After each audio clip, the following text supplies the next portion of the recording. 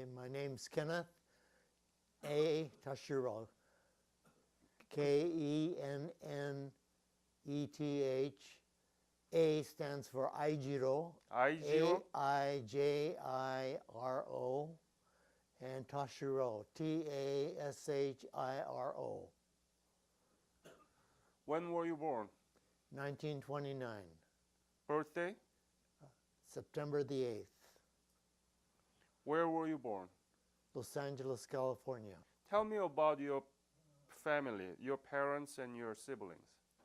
My dad was born in Waterbury, Connecticut. My mother was born on Sherman Island, California. I have a sister, Kiko, who's 12 years younger than me. That's it. So what school did you go through? I went to Polytechnic High School in Los Angeles, graduated in 1947. The year that you were born was Great Depression. Yes. How did that affect your life while you were growing up? I think for my parents it was very difficult because my dad was he was a reporter for the Japanese American newspaper in Los Angeles. What is the name of that? Rafushimpo. Could you? Rafu, Rafu, and Shimpo is Shimpo. He was a reporter, and he wrote in the English section. My dad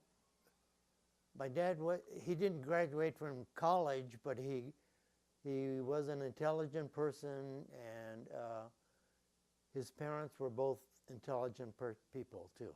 Mm-hmm. So you got a very good education from him. I guess so. So what did you do when you graduated high school? I immediately enlisted in the Army. Why?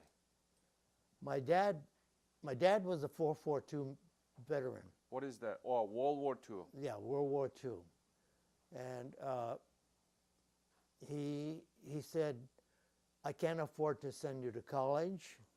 My grades were not good enough for a scholarship. And so he said, you might as well enlist in the Army because they're still having the GI Bill of Rights. So I said, well, okay. So I enlisted in July of 1947.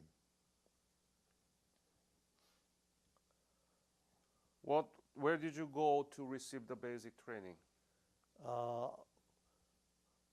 They sent us to Fort Ord, California, F-O-R-T, and then O-R-D. That's near Monterey, California. Ah, Monterey. Yeah. So what kind of training did you receive? As an infantry?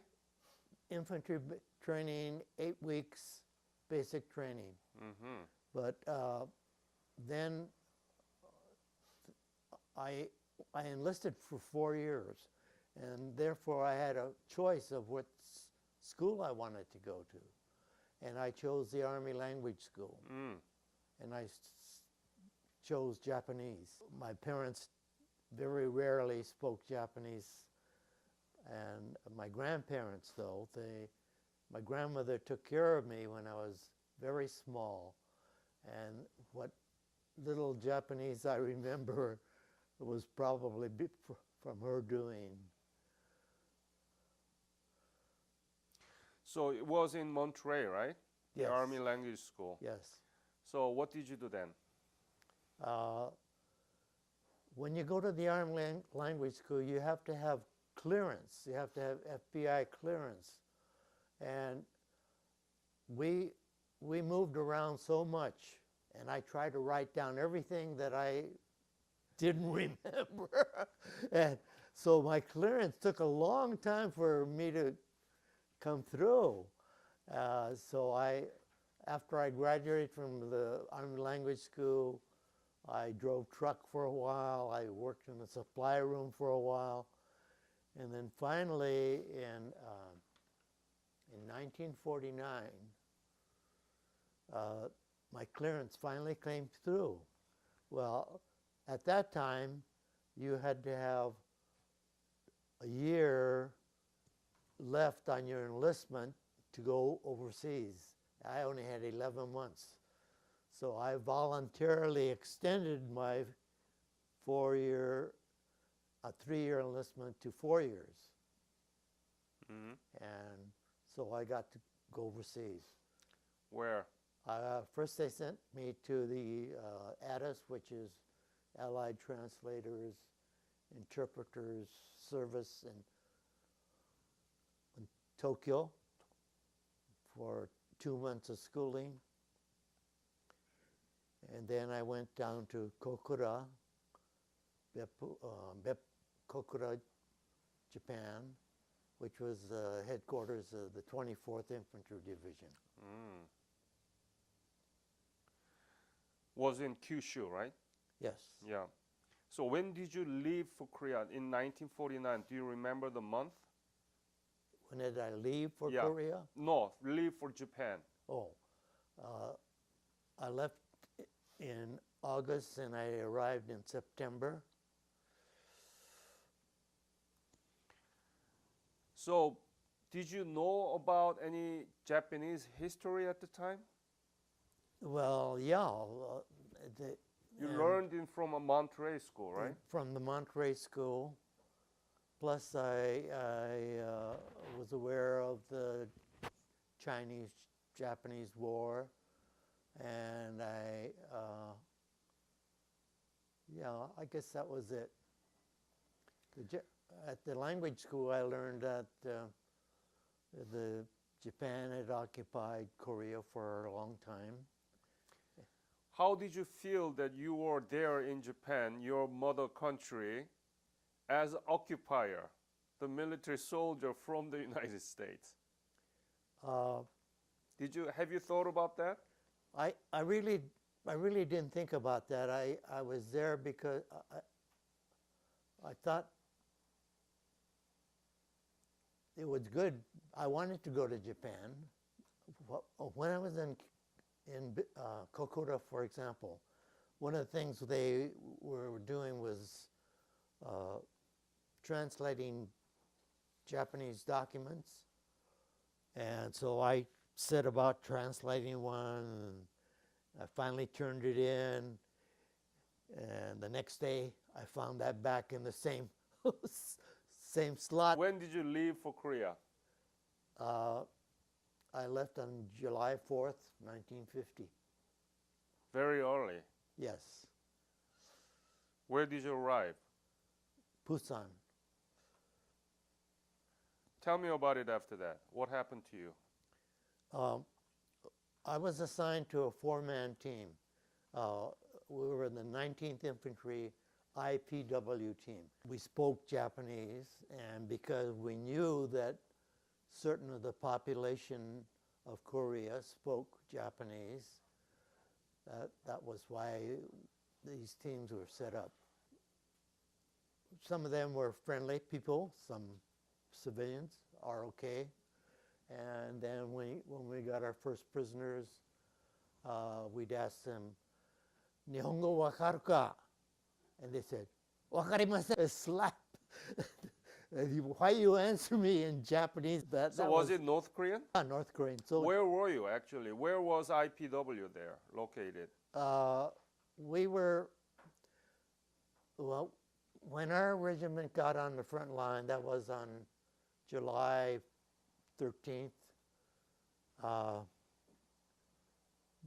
Regimental headquarters was 3 miles behind the front line. Where was it? This was, Daegu? no, this was below the Kum River. Kum River, okay. Yeah, below the Kum River, and it was a small village, and anyway. So you were with the combat soldiers? Yeah, Wow. we were with them, but we were behind the lines. Okay. But we were still with them. And on July the 16th, the North Koreans attacked, and the 19th Infantry got overrun, and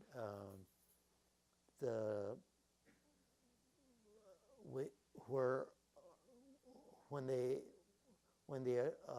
were going to attack, they sent the IPW team up on the hillside to take up defensive positions, and then all of a sudden, all hell broke loose, and we retreated down the hill, and I looked for my Jeep, and my Jeep was gone. My lieutenant had taken it, and he and another officer took off, leaving us. And so we had to foot it out, and first we had to go up on the hillside and fire at the machine guns that fire, and it didn't do much good, and then we retreated down the river. Well, we got strafed by a U.S. plane.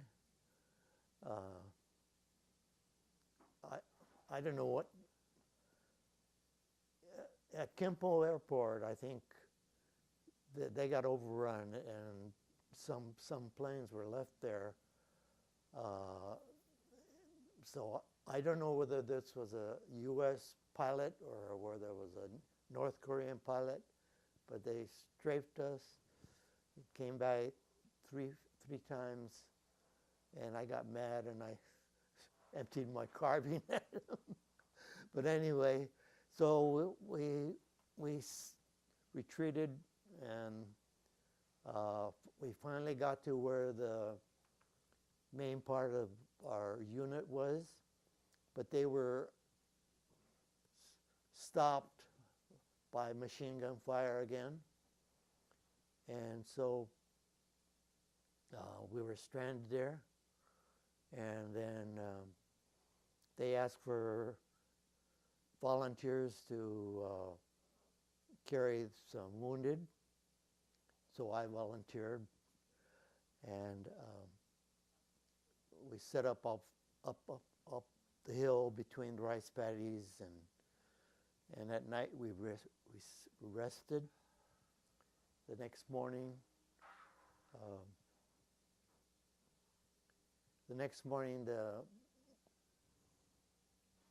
most of the men had bugged out. In other words, they left. And where was it? this was up, I don't know where it was. It was south of the Coon River. Coon River, okay. And this was on the hillside, and here we were with about 20 wounded on stretchers, and so there was one officer left, and he was a chaplain. He was an Army chaplain, and he ordered us to take the wounded to a little area where there was some trees. I'll stay here with the wounded, and you go back and try to report where we are at. And that really hurt, because here there were these 20 wounded, and I didn't feel like leaving them. But at the same time, I was glad. And so we finally left them. And then about 20-30 minutes, we heard the sound of burp guns and machine guns and rifle shots, and I assumed that the chaplain and all the wounded were killed. I found out a month later that they were killed. 10 miles south is Yellow River. You were there when the Chinese came in and you Yes. fought with them? Tell me about that. Can you remember the scene that you were fighting against these Chinese soldiers? Well, I wasn't fighting with them because I was a little bit back, but when they first came in, the unit all decided we all had to go up and try to defend, and then we retreated, and then we got our first Chinese prisoner of war. This guy, this prisoner just refused to say anything. When was that first time you captured the Chinese? That was in November. November? November 50. I don't remember exact date, but Did interrogation actually worked? Did you get any intelligence from them? yeah. Later on, as we went up, we used to get information from prisoners, and as Chinese, when they entered the war, we've got Chinese interpreters who spoke Korean,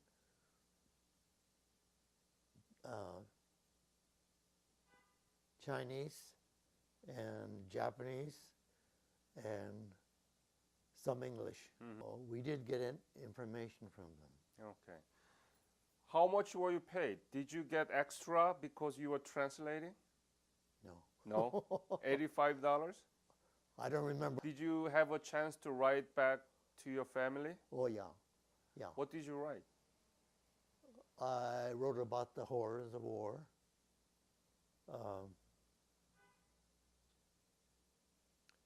I really felt for the people there. I really felt for the civilian population that had to take the brunt of the war. You have these men fighting, but you also have the civilians who are caught in between, and the horror that they had to go through, losing their homes, losing their loved ones, having to evacuate their homes. And part of our job, when we went up to North Korea, part of our job was to help establish civilian governments, and then when we retreated, we wondered what happened to those people. So, yeah, the horrors of war are something that really bothered me. Do you still have a nightmare? No, I don't. You don't? You're I lucky. Yeah, I've never had a nightmare about the war. Have you ever thought that you would be in Korea fighting in a war No, and witnessing those horrors? no. How do you explain it? How do you put that into a perspective that you were in that war, and now what do you think about it? Well, I'm glad that I was there, fighting for America, fighting for the democracy of South Korea. But at the same time, I can't forget what happened to the civilians in any war. What is Korea to you now? You didn't know not much about the Korea, but you fought there. And have you been back to Korea? Yes, Korean Revisit Program, 2008. 2008. Did you like it? It was very interesting, very, I think about Seoul. When I went through it, it was nothing. There was one bridge over the Seoul, the Han River at that time, I think. And it was. I was impressed by the Korean people and what they had done, what all the modernization and